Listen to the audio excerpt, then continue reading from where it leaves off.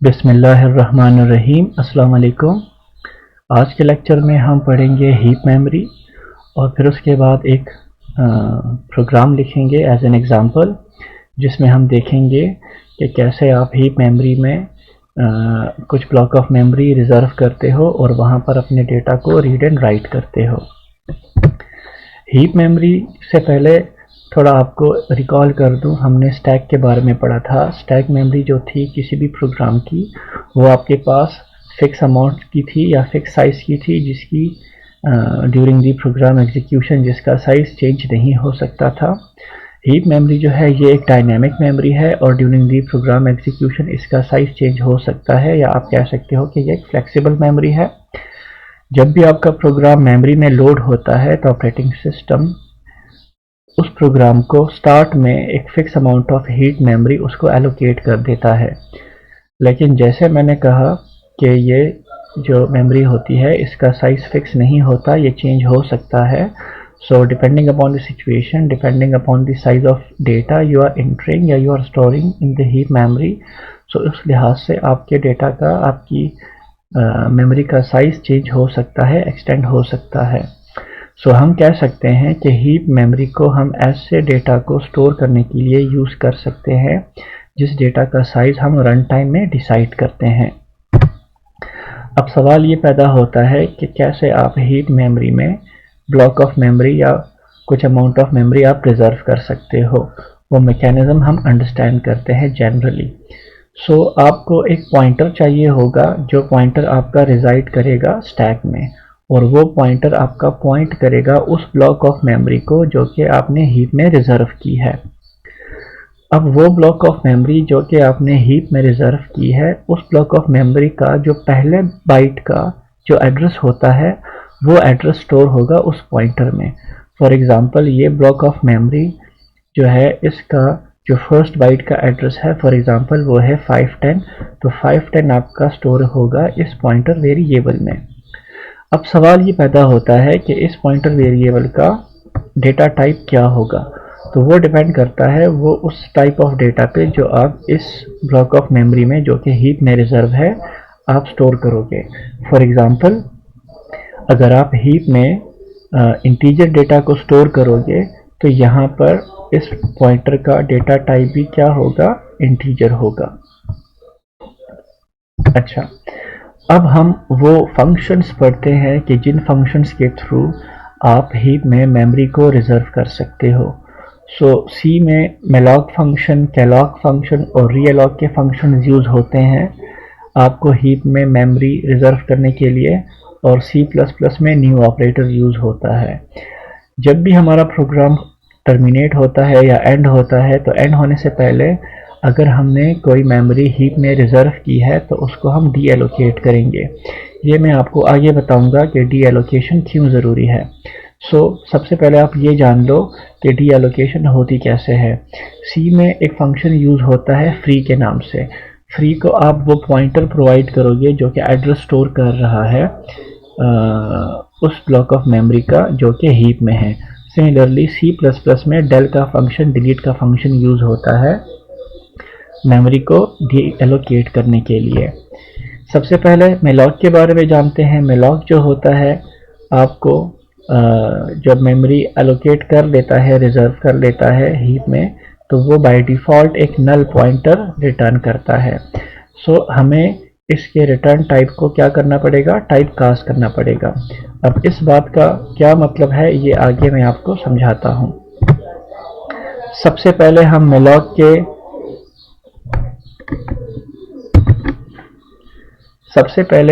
General syntax पढ़ते हैं malloc function को यूज़ करने के लिए।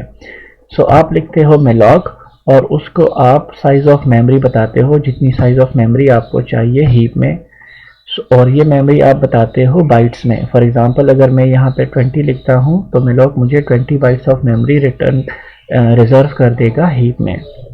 अच्छा, ये वो पॉइंटर है जो कि स्टैक पर रिजाइड कर रहा है, और ये वो पॉइंटर है जो कि पॉइंट कर रहा है इस ब्लॉक ऑफ मेमोरी को जो कि मेलॉक आपको रिजर्व करके दे रहा है।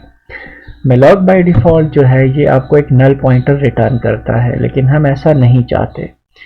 हम चाहते हैं कि मेलॉक आपको नल पॉइंटर रिटर्न ना करे, बल्कि malloc ने जो मेमोरी रिजर्व की है उसकी तरफ एक खास किस्म का पॉइंटर पॉइंट करे। ठीक है, सो हम malloc के रिटर्न टाइप को टाइप कास्ट करेंगे उस पर्टिकुलर पॉइंटर के डेटा टाइप के जैसे। ठीक है, फॉर एग्जांपल अगर मैं चाहता हूं कि malloc में 5 बाइट्स की मेमोरी रिजर्व हो जाए तो मैं यहाँ पे 5 लिखूंगा, और फॉर एग्जांपल मैं चाहता हूँ कि उस 5 बाइट्स ऑफ मेमोरी में मैं कोई इंटीजर डेटा स्टोर करना चाहता हूँ, तो इस पॉइंटर का डेटा टाइप भी मैं इंटीजर लिखूंगा। ठीक है, इस पॉइंटर को मैं एज एन इंटीजर डिक्लेयर करूंगा। ठीक है, और फिर इस malloc के रिटर्न टाइप को मैं क्या करूंगा, टाइप कास्ट करूंगा एज एन इंटीजर पॉइंटर। ठीक है, सो ये टोटल इंस्ट्रक्शन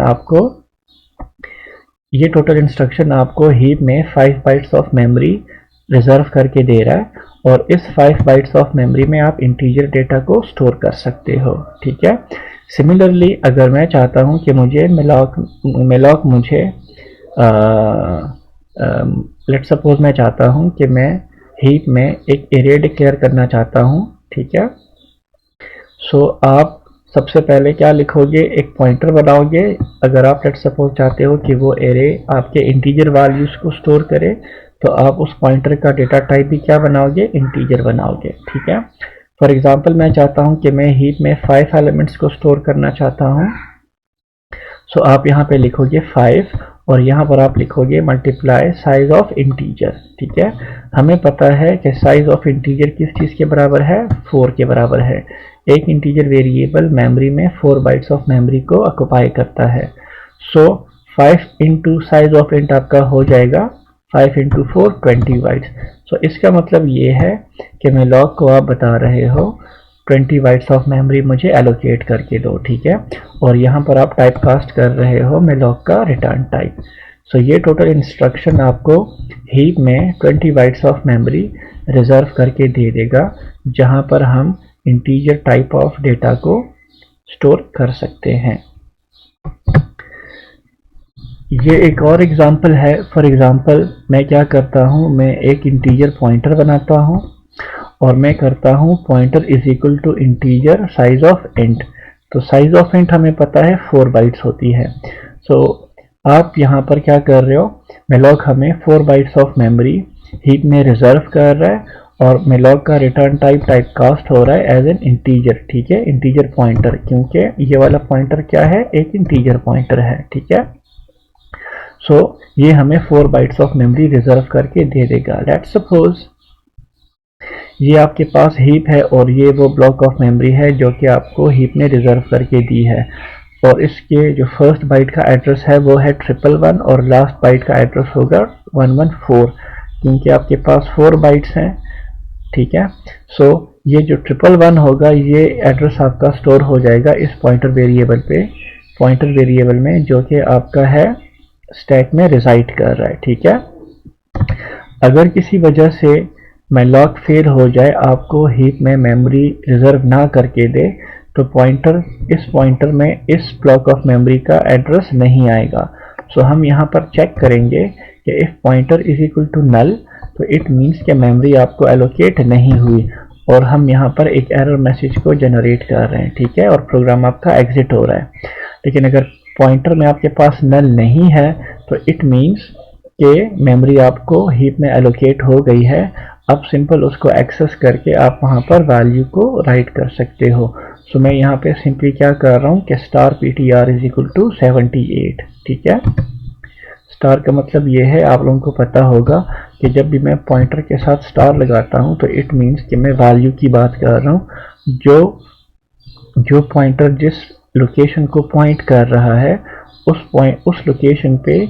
लोकेशन की वैल्यू की मैं बात कर रहा हूँ। ठीक है, लेकिन अगर मैं ये स्टार हटा दूं और सिंपल लिखूं ptr, तो इट मीन्स कि मैं एड्रेस की बात कर रहा हूँ कि जो पॉइंटर जिस एड्रेस की तरफ पॉइंट कर रहा है। ठीक है, end of lecture 3B।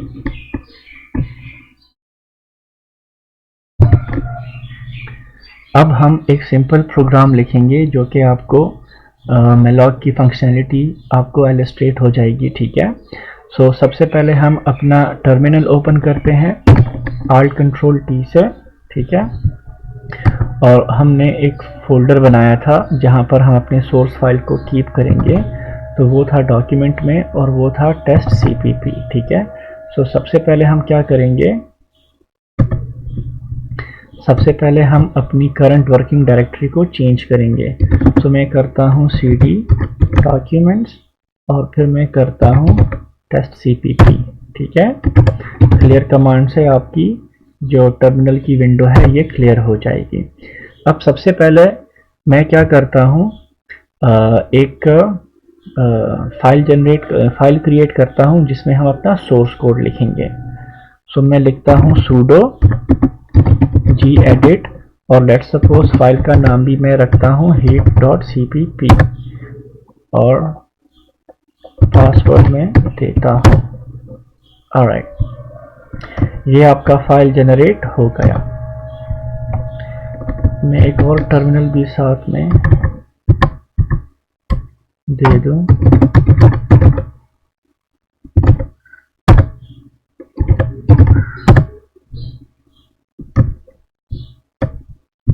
Alright,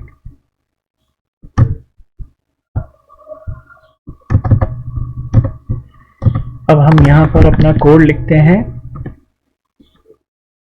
सबसे पहले प्रोग्राम का टाइटल आपको बता दूं,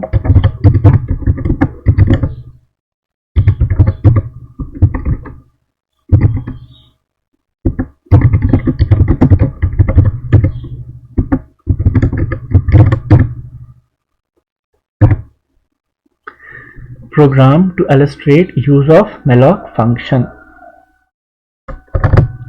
So सबसे पहले हम हेडर फाइल इंसर्ट करते हैं।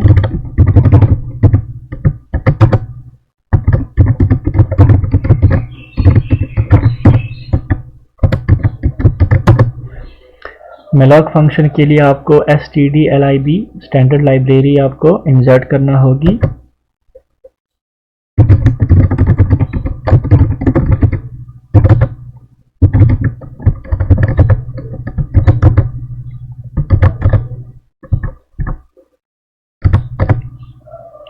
अच्छा, सबसे पहले मैं एक वेरिएबल बनाता हूँ साइज के नाम से, एक बनाता हूँ मैं i जो कि मेरा लूप में यूज होगा, और एक मैं पॉइंटर बनाता हूँ ptr, ठीक है।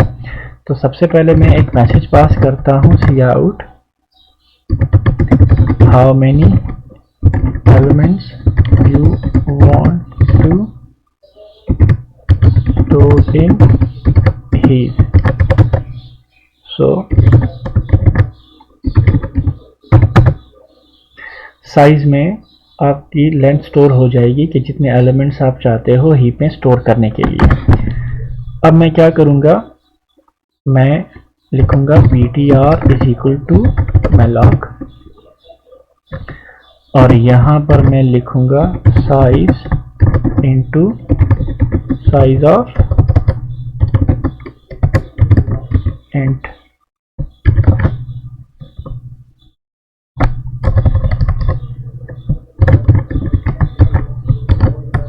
और मैं यहाँ पर malloc के रिटर्न टाइप को टाइप कास्ट कर लूँगा। ऑलराइट, अच्छा, जब malloc को हम कॉल करते हैं तो इसके बाद चेक करना भी चाहिए कि malloc सक्सेसफुल हुआ है कि नहीं। सो हम यहाँ पे लिखते हैं if ptr is equal to null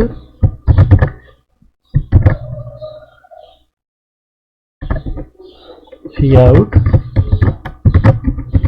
error memory not allocated, और हम क्या करेंगे exit 0, और अगर else तो it means के cout memory allocated। अच्छा, अब हम यूज़र को एक मैसेज पास करेंगे कि मेमोरी एलोकेट हो गई है, अब आप वो नंबर एंटर करते जाओ। सो हम यहाँ पे लिखते हैं cout enter size number of elements.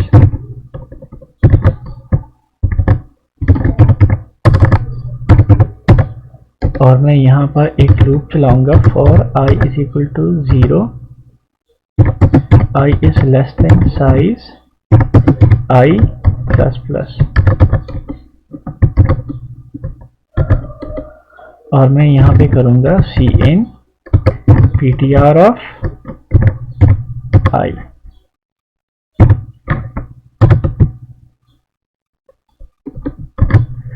ठीक है। सबसे पहले एक मैसेज पास होगा कि यूज़र ने जो वैल्यू दी होगी साइज में, तो वो आ जाएगी inter that much number of elements, और फिर 0 से लेकर साइज तक लूप चलेगा, इंक्रीमेंट होगा, और आपके पास उस वो जो वैल्यूज़ होंगे उतने नंबर के वो आपके इनपुट हो जाएंगे। अब हम क्या करेंगे, उन एलिमेंट्स को डिस्प्ले भी करते हैं। मैं इस लूप को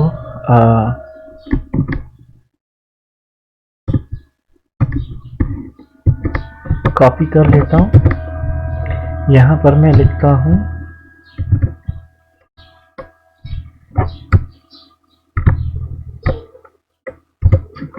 एलिमेंट्स ऑफ एरे आर, और मैं यहाँ पर सिंपल लिख लेता हूँ cout, और एलिमेंट्स के बीच में स्पेस देने के लिए मैं थोड़ा स्पेस भी दे देता हूँ, और मैं यहाँ पे करता हूँ cout एक एंटर। यहाँ पर आपका एल्स खत्म और यहाँ पर आपका मेन खत्म। मेन की alright,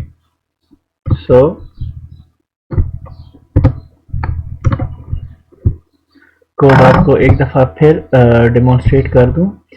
साइज मैंने बनाया, काउंटर मैंने बनाया और एक पॉइंटर। सबसे पहले हम उस एरे का साइज हम ले रहे हैं रन टाइम में, ठीक है, और फिर मेलॉक के थ्रू उतनी ही साइज की हम मेमोरी रिजर्व करवा रहे हैं। यहाँ पर हम चेक कर रहे हैं कि मेलॉक मेमोरी हमें रिजर्व हो गई है मेलॉक के थ्रू या नहीं, ठीक है।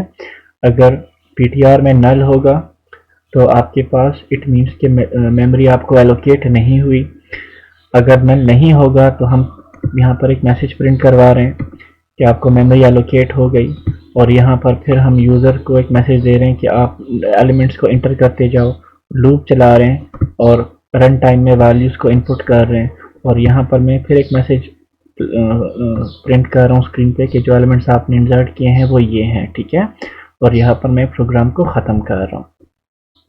आप इस कोड को सेव करो, और यहाँ पर हम क्या करते हैं, इसको कंपाइल करते हैं।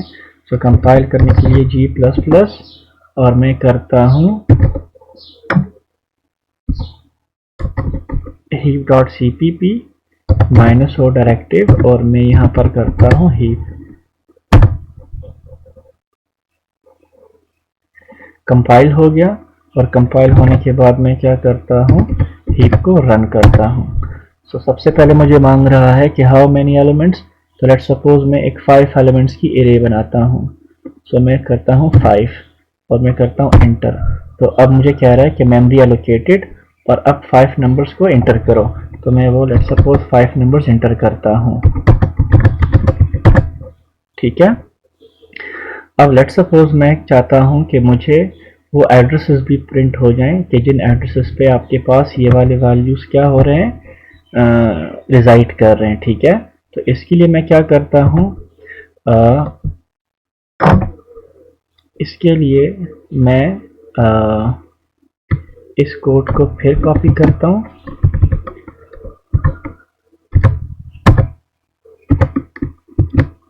और यहाँ पर मैं लिखता हूं एड्रेसेस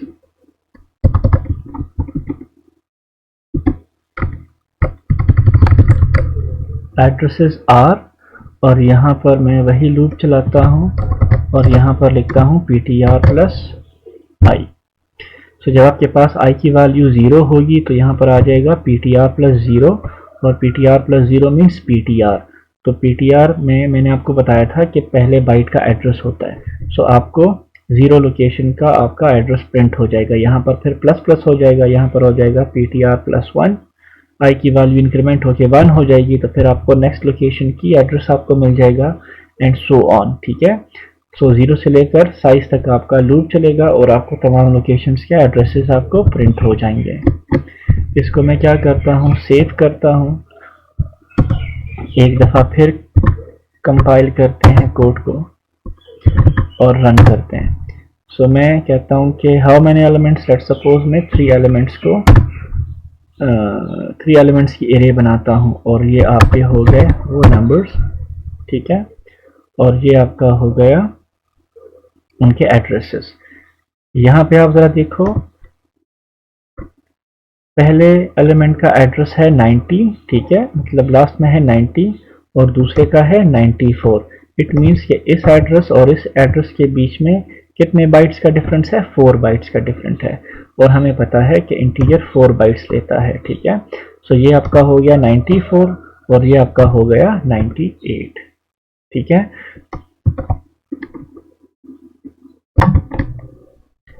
सो आई होप आप लोगों को समझ में आ गया होगा, और आप लोग अपने ऐसे डेटा को जिसका साइज़ रन टाइम में आप डिसाइड करते हो, उस डेटा को स्टैक में स्टोर करने से पहले स्टैक में स्टोर करने के बजाय आप उसको हीप में मेमोरी रिज़र्व कर सकते हो, और वो डेटा आप हीप में स्टोर कर सकते हो। और मेलॉक फंक्शन कैसे यूज़ करते हैं, ठीक है, ये सब कुछ आई होप आपको आ गया होगा।